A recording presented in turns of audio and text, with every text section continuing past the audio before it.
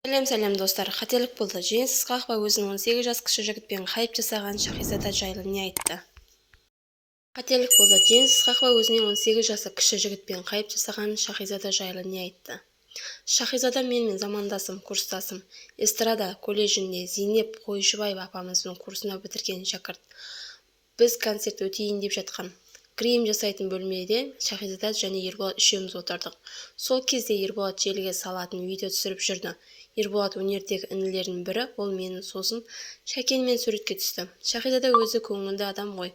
Жеңіспен түскен апа, сіңілі боласыздар, ал менімен түссең екеуі де қосып қойды.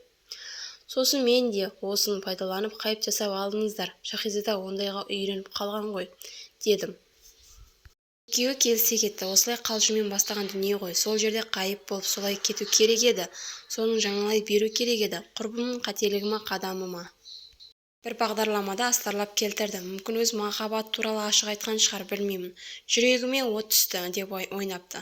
Соны айтқаннан кейін неге алдайды деп көп әңгіме іздейтін көрермендер көп жазады. Ал қайып іздейтіндерге мән бермейді. Өсек іздейтіндер өрпітіп алып кетті. Түсінбеушілікте болды. Мен әріптестеріммен қателік жасады, бірақ қайып болғаннан кейін сонымен кету керек еді, деді Ысқақова. Сіздер қалай ойлайсыздар? Осы жасаған қайып дұрыс па?